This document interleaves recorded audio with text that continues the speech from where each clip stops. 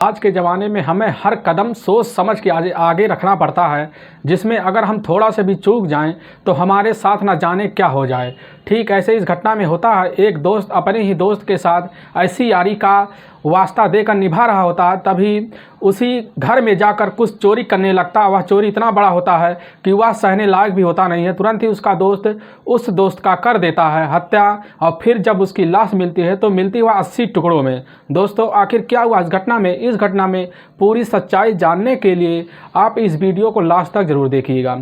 नमस्कार दोस्तों, मैं प्रदीप कुमार आपको इस टेढ़ी बात चैनल में मैं स्वागत करता हूं। दोस्तों, आज की यह जो घटना है, यह घटना है मध्य प्रदेश के रीवा शहर की, और उसी रीवा शहर में मऊगंज थाना पड़ता है, और उसी थाना के पास ही एक गांव लगता है दुधमुनिया गांव। उसी गांव में 22 फरवरी 2022 को लगभग 10:10 के आसपास ही कुछ लोग वहां पर जानवर चराने के लिए गए हुए थे।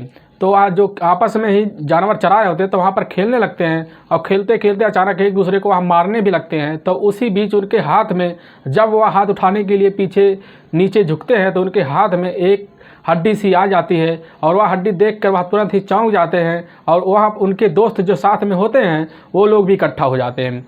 होने के बाद वहाँ पर थोड़ी जब आगे बढ़ते तो देखते वहाँ पर कितने ही कंकाल पड़े हुए हैं अलग अलग टुकड़ों में। तुरंत ही वह जो लड़के होते हैं सब मिलके उन टुकड़ों को जोड़ना शुरू कर देते हैं। तो वहाँ पर थोड़ी देर बाद एक कंकाल मानव कंकाल बन जाता है, जिससे वहाँ पर एक लड़का जोर से चिल्ला कर वह उसी गांव के दुधमुनिया गांव के पास में ही जाता है। अब जाके जब वह जंगल होता है, दुधमुनिया के पास के ही गांव में वह जंगल होता है, और वह थोड़ी दूर बाद उस गांव में पहुंच जाता है। दुधमुनिया गांव में जाके वह जोर जोर से हल्ला करने लगता है, जिससे लोग इकट्ठा होते हैं। फिर आगे उस लाश के पास जब कई लोग इकट्ठा होकर उस लाश को देखते हैं तो यह पहचान तो नहीं पाते किसकी है, क्योंकि उस लाश की कुछ भी नहीं मिलती। बस वह जो टुकड़ा था कई जगह मरमर हुए अवस्था में पड़े हुए होते हैं, जिससे मौके पर ही वहाँ के लोग तुरंत ही वहाँ के पुलिस के पास फ़ोन कर देते हैं, और उसी मऊगंज थाना की पुलिस वहां पर तुरंत पहुंच जाती है। पहुंचने के बाद जब उस लाश को अपने कब्जे में लेती है और वह देखती है तो वहां पर आस पास छानबीन करना शुरू कर देती है, तो पास वहां पर कुछ भी नहीं मिलता है। थोड़ी देर बाद जब उसका जो एक कपड़ा वहाँ पर रखा होता है जहाँ पर वह लाश पड़ी हुई होती है, तो वहाँ पर देखा जाता है उसी कपड़े में आधार कार्ड होता है और कुछ वगैरह कार्ड भी होते हैं उसमें, जिसे ड्राइविंग लाइसेंस भी होता है। तो जो आधार कार्ड था उस आधार कार्ड में आधा हिस्सा मिर्च हुआ चुका होता है, जिसमें थोड़ा सा हिस्सा दिख रहा होता है, और उस व्यक्ति का नाम जो दिखता है जिसका नाम होता है विकास गिरी, और विकास गिरी की उम्र उस समय 21 साल थी। मामला ये था कि आज से कुछ महीने पहले 5 महीने पहले जो 4 अक्टूबर 2021 को एक व्यक्ति लापता होता है, जिसमें विकास गिरी लापता हो गया था घर से। तो उसके घर वाले वहाँ पर उसको ढूंढने लगते हैं, और ढूंढते ढूंढते जब नहीं पाते तुरंत ही वहाँ के पुलिस थाने उसी के मऊगंज थाने में जाते हैं, वहाँ रिपोर्ट दर्ज करवाते हैं, जिससे पुलिस इस मामले की जांच करने के लिए अपनी पूरी टीम भी लगा देती है। और उसके जो विकास गिरी के घर वाले होते हैं उनके घर वालों से पूछा जाता है, क्या तुम्हें किसी के ऊपर शक है? तो उसके घर वाले उसी समय मना कर देते, हमें किसी के ऊपर शक नहीं है, ना ही बस वह इतना था विकास गिरी वह जो था वह वन विभाग की ठेका लेकर वहाँ पर अपना कार्य किया करता था, जिससे वह ठेकेदार भी था।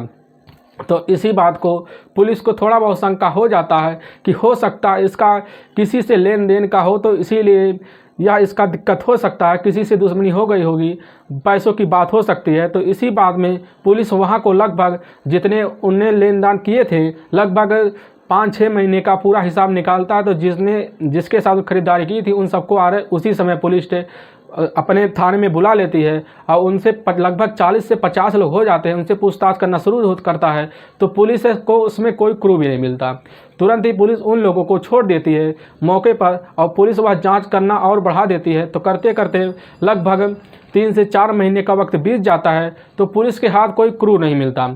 फिर जब यहाँ 22 फरवरी 2022 का दिन आता है, तो उसी दिन यह जो चरवाहे वहाँ पर गए हुए उनको यह लाश मिलती है, जिससे पुलिस इस लाश को मौके पर उठाकर वहाँ पर डीएनए टेस्ट के लिए वहाँ पर भेज देती है।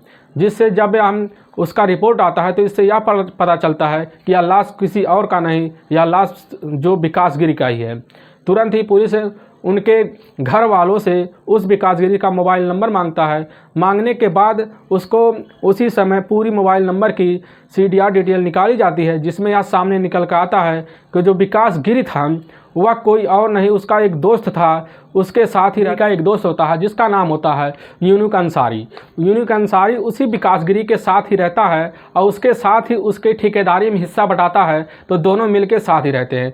पुलिस तुरंत जब CDR में निकल कर उस यूनुक अंसारी का मोबाइल नंबर निकल के सामने आता बार बार, तुरंत ही पुलिस यूनुक अंसारी को उसी समय अरेस्ट कर लेती है और ले जाकर उसी मऊगंज के ही थाने में कड़ाई के साथ पूछ करना शुरू कर देती है। लेकिन वह उस समय कुछ नहीं कबूलता। थोड़ी देर बाद जब पुलिस उससे कई सवाल करने लगती है, धीरे धीरे करने के बाद वह इतना गिर जाता है, इतना बेबस हो जाता है कि वह पूरी सच्चाई पुलिस के सामने अपनी जितनी भी उसने की होती है वह कबूलने के लिए तैयार हो जाता है। और वह बताने लगता है कि हमारे दोनों में लेन देन का मामला बहुत ही अच्छा था। वह हमें अपने भाई की तरह मानता था, हम भी उसको अपने बड़े भाई की तरह मानते थे और हम साथ रहते थे, जिससे वह हमारा साथ दिया करता था। और कोई भी अगर कोई बात होता था पीछे की तो हमसे हम सारी बात शेयर करता है। लेकिन जब वह एक दिन हम लगभग 5 अक्टूबर को अपने ही घर जब गए थे, लगभग दोपहर के टाइम होता है, तो उसी समय घर जाके देखते हैं जिसमें हमारा साथ में एक बहनोई होता है जिसका नाम होता है सिरताज अहमद। सिरताज अहमद हमारा बहनोई होता है। तो उसी समय हम अपने बहनोई के साथ अपने घर में जैसे ही जाते हैं तो एंट्री करते हैं, तो वहाँ पर देखते हैं जो विकासगिरी होता है वह हमारी बहन की बड़ी बहन जिसका नाम होता है टीना के साथ वह हाथ पकड़ के ज़बरदस्ती कर रहा होता है, जिससे उसी समय हम दोनों वहाँ पर अंदर घुसते हैं। तो उसी समय विकासगिरी को हाथ पकड़ के झिटक देते हैं और वह दूर हट जाता है। फिर उसको डांटते हैं और फिर उसको उसी समय हम लोग समझाते हैं, लेकिन वह कुछ समझने के लिए तैयार ही नहीं होता है। और अपने जब वह भाग जाता है थोड़ी देर बाद, वह हमसे कुछ नहीं बोल पाता। तो हमारी 3 बहनें थीं, उन तीनों बहनों से हम यह बारी बारी पूछ लेते हैं। तो आप बताने लगते हैं कि यह तुम आपके जाने के बाद यह पीछे से आता है तो हम लोग को ऐसे ही तंग करता है, और जिसमें बड़ी बहन को यह ज़्यादा तंग करती है। और जो बड़ी बहन टीना थी उसका पति होता है जो इनके साथ आया था, जिसका नाम उसी समय सिरताज अहमद है। सिरताज अहमद भी वह उसका पति था और वह उसकी पत्नी थी टीना। तो वह साथ में रहते थे, बस यही इनमें चल ही रहा होता है। तभी एक दिन वह नहीं मानते, फिर वह जाकर उसी समय वह विकासगिरी को वह अपने कमरे पर बुलाते हैं।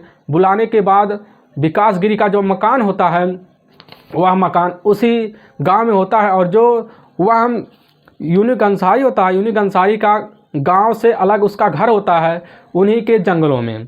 और जंगलों में वह घर होता है जो पड़ता है दुनमुनिया के जंगल के पास, उसी जंगल में उसका घर होता है। वह गांव से अलग रहता है, ना ही किसी के पास ज़्यादा बोलचाली उसका रहता है।